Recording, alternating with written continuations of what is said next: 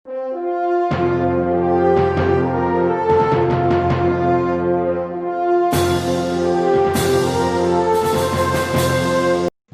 selamat pagi Bapak Ibu Saudara yang terkasih di dalam Tuhan.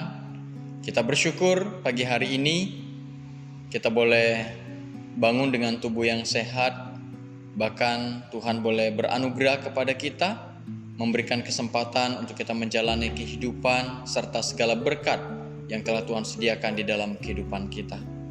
Sebelum kita menjalani kehidupan kita sepanjang hari ini, kita boleh belajar sebagian dari kebenaran firman Tuhan. Dan biarlah firman Tuhan ini boleh senantiasa menjadi bagian di dalam kehidupan kita, menopang kita, memimpin kita, sehingga kita dapat hidup sesuai di dalam pimpinan Tuhan. Sebelum kita membaca firman Tuhan, mari kita berdoa terlebih dahulu.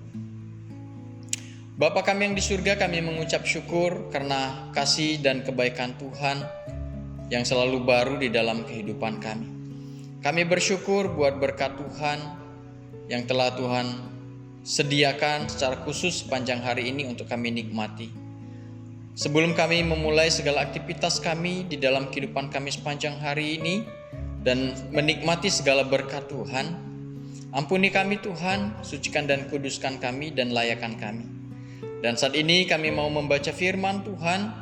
Dan biarlah firman Tuhan ini boleh menjadi bagian di dalam kehidupan kami, menjadi dasar bagi kami untuk kami boleh menjalani kehidupan sepanjang hari ini. Sehingga hidup kami boleh senantiasa adalah hidup untuk kemuliaan bagi Tuhan, dan kami hidup sesuai dengan pimpinan Tuhan. Terima kasih Bapa, dalam nama Tuhan Yesus kami berdoa. Amin.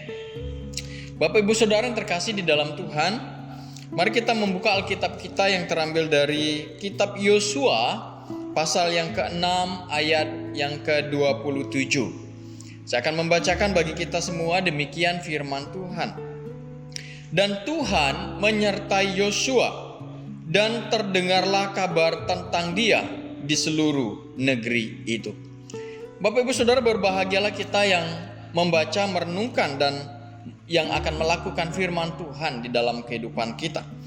Di dalam bagian firman Tuhan ini sangat jelas dikatakan kepada kita, dan Tuhan menyertai Yosua.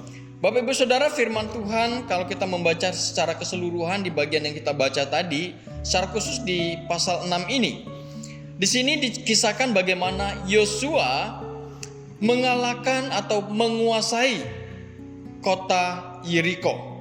Kota Yeriko dikatakan itu adalah kota yang mana yang telah menutup diri, memagari diri sedemikian rupa sehingga bangsa Israel pada waktu itu tidak bisa masuk ke kota Yeriko. Tetapi Tuhan berfirman kepada Yosua, di mana kata Tuhan kepada Yosua bahwa Tuhan telah menyerahkan kota Yeriko kepada bangsa Israel.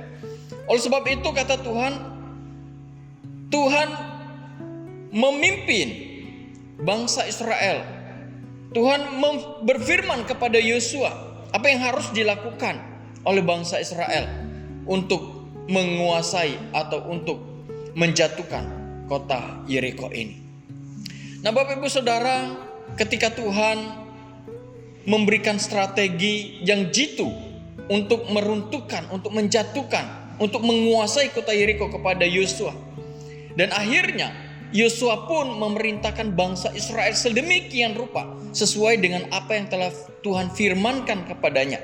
Dan bangsa Israel pun akhirnya melakukan apa yang telah Tuhan perintahkan kepada mereka untuk menguasai kota Yeriko. Dan hasilnya dikatakan akhirnya bangsa Israel dapat menguasai kota Yeriko. Nah Bapak Ibu Saudara, di ayat 27 di sini ditegaskan dengan jelas kepada kita, dan Tuhan menyertai Yosua dan terdengarlah kabar tentang dia di seluruh negeri itu. Bapak Ibu Saudara, Yosua beserta bangsa Israel dapat menguasai kota Yeriko, dapat mengalahkan kota Yeriko. Itu semua bukan karena kekuatan dan gagah mereka. Itu semua bukan karena strategi perang mereka yang jitu.